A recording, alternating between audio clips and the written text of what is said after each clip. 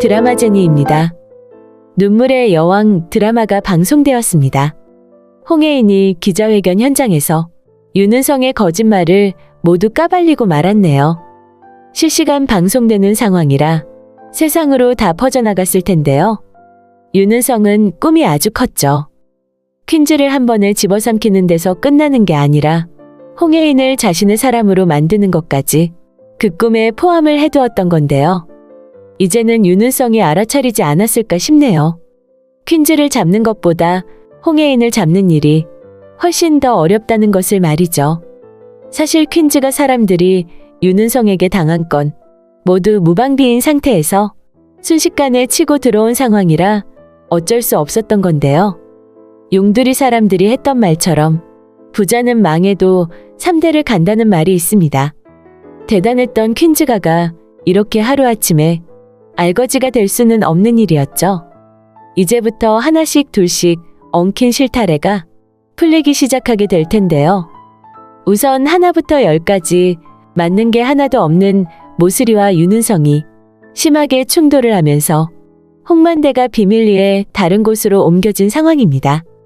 이제는 영영 모슬이의 소나기에서 못 벗어나겠구나 심한 염려를 했었는데 다행히 지금은 의식도 조금 돌아오고 있는 상태라서 머지않아 완전히 깨어나게 될 것으로 보이는데요. 모슬이가 홍만대에 중독되게 만들 때도 강하게 하지 못한 건 홍만대가 죽게 되면 안 되기 때문이었죠. 권한대행은 본인이 살아있을 때 유효한 것이죠. 사망하게 되면 모든 권한은 후계자에게로 바로 넘어가게 되기 때문인데요. 그레이스고가 병원을 수소문해서 알아내긴 했지만 모슬이도 이잡듯이 뒤지고 있는 중이라 누가 먼저 홍만대를 차지하게 될지 귀추가 주목이 되는 상황이네요. 더구나 홍만대는 지금 의식이 조금씩 깨어나고 있는데 말이죠. 사실 지금은 다들 홍만대 비자금 찾는 일에 혈안이 되어 있습니다. 윤은성이 퀸즈를 집어삼키기 위해 모략을 꾸미는 중간에 홍만대 비자금 행로를 놓쳤다고 했던 일 기억나실 텐데요. 하지만 아주 세밀하게 뒷조사를 하고 있으니 머지않아 홍만대의 비자금은 윤은성에 의해 밖으로 존재를 드러내게 될 것으로 보이네요. 당연히 백현우와 함께 나선 퀸즈가의 5인방, 홍범준과 김선아 그리고 홍범자와 홍혜인, 나머지 홍수철까지 퀸즈 5인방의 대활약으로 그 비자금을 가로채게 될 텐데요. 사실은 가로챈다는 말은 맞지 않죠. 그 비자금은 원래 홍만대의 것이었으니까요. 그래서 가로채는 사람은 윤은성이고 퀸즈 5인방은 그걸 다시 되찾는다는 말이 옳은 것이죠. 그 비자금을 퀸즈 5인방이 되찾게 된다면 퀸즈 그룹이 윤은성에게 넘어가면서 이제까지 앞뒤 꽉 막혔던 자금줄도 하나둘 풀 수 있는 방법이 생기게 되겠네요. 홍혜인이 기자회견에서 선언하듯이 밝힌 내용을 사람들이 잘 이해했다면 윤은성의 퀸즈 입성이 머지않아 허물어질 거라는 예상도 가능했을 텐데요. 아마도 이제부턴 홍범준을 대하는 금융기관이나 정재계의 총수들의 태도가 예전의 입장으로 돌아가게 되지 않을까 생각이 되네요. 윤은성이 지금 퀸즈 회장으로 돼 있지만 원래대로 곧 복귀될 거라고 판단을 할 것이기 때문인데요. 우선 그것보다 더욱 급한 게 있습니다.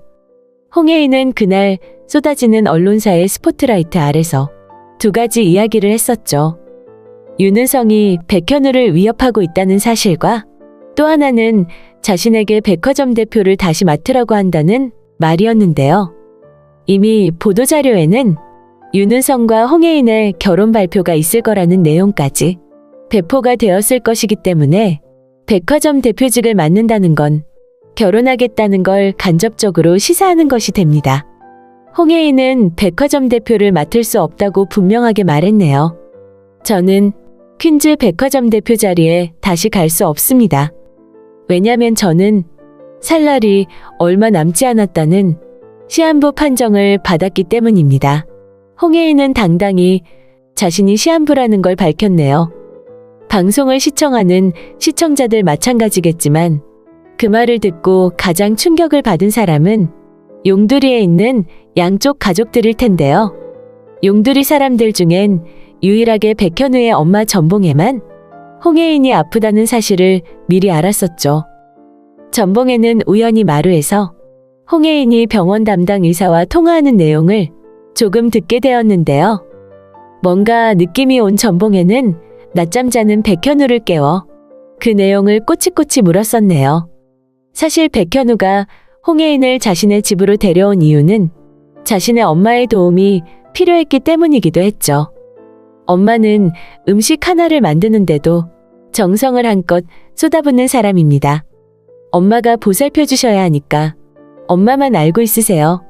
홍혜인이 언제 어느 때 어떻게 될지 모르는 상황이기 때문에 백현우는 엄마에게 홍혜인을 부탁하고 싶은 마음이 있었죠. 그래서 솔직하게 답을 할 수밖에 없었던 백현우인데요. 홍혜인의 병에 대해 솔직한 모든 말을 다 듣고 나서 전봉애가 백현우에게 했던 말 기억나실 텐데요. 에라이 나쁜 놈아. 내가 너를 그러라고 키웠냐? 전봉애는 손을 뻗어 백현우의 등짝을 팼습니다. 사실은 누구의 잘못도 아니죠. 더구나 백현우의 잘못은 더더욱 아닌데요. 그것을 전봉애가 몰랐을 리 없습니다. 하지만 홍혜인은 그렇게 병 때문에 죽어가고 있는데 남편이라는 녀석은 이혼을 생각하고 있었냐는 안타까운 마음을 표현했던 것인데요. 나는 이런 것도 모르고 내 새끼만 짠하다고 생각했으니. 전봉애는 이렇게 말하면서 자신을 탓하고 또 아들 현우를 탓했습니다. 네가 정말 어떻게 그럴 수 있냐 말이다.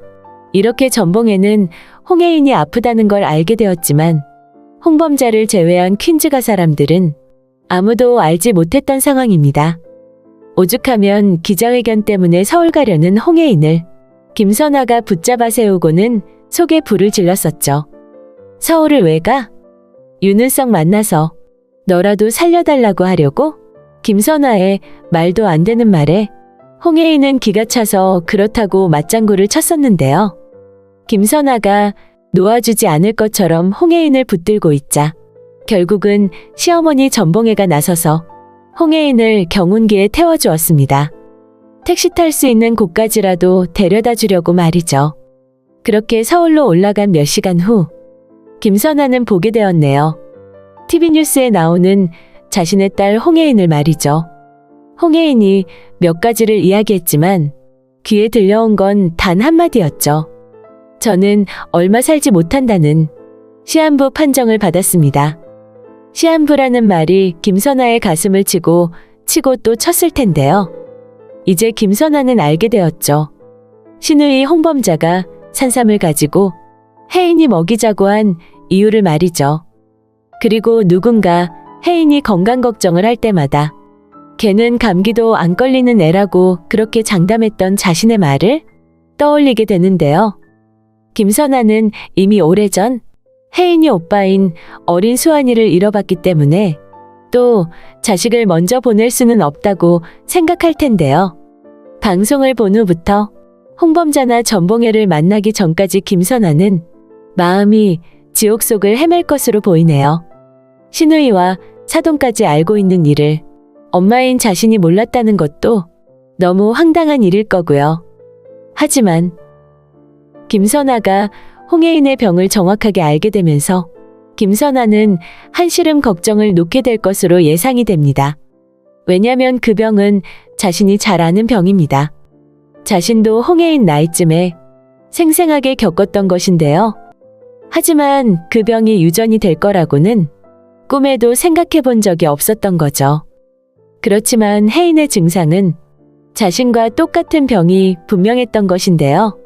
그 시절은 지금보다 의학의 발달이 아주 늦었던 때였기 때문에 김선아 역시 병원이란 병원은 다 다녀보았지만 정확한 치료법이 없어 안절부절했던 건데요. 하지만 극적으로 김선아의 병은 치유가 되었습니다. 그 답은 자신에게 있었죠. 김선아는 혜인이를 임신하면서 그 병이 말끔히 완치가 된 것으로 짐작이 됩니다. 독일 병원의 박사가 홍혜인에게 했던 치료법이 바로 카티셀 치료법이었죠. 카티셀이란 환자의 혈관에서 백혈구를 추출해 종양을 잡아먹도록 만든 세포를 말하는 것인데요. 그 카티 세포를 다시 환자의 혈관에 주입해서 종양을 없애도록 만드는 방법이 독일 병원의 치료법입니다. 결국은 원래 몸속에 있는 백혈구를 아주 강하게 단련시켜서 뇌의 종양을 치료하도록 만드는 것인데요. 아마도 김선아가 극적으로 치유가 된 이유는 임신이었던 것으로 예상이 됩니다. 아마도 김선아 역시 그 병이 발병되었을 때가 홍해인 나이쯤 되었을 것 같은데요. 불치병 환자인 줄 알고 절망했던 상황에 갑자기 임신이라는 사실을 알게 되면서 저절로 그 병이 완치가 되었던 경험을 가진 김선아는 당연히 그 내용을 기록해 두었을 텐데요. 김선아는 자신이 기록한 치유일기장을 혜인에게 넘기게 될 것으로 짐작이 됩니다. 임신이란 사람의 몸에서 또 한 사람의 생명이 태어나는 과정을 말하는 것인데요.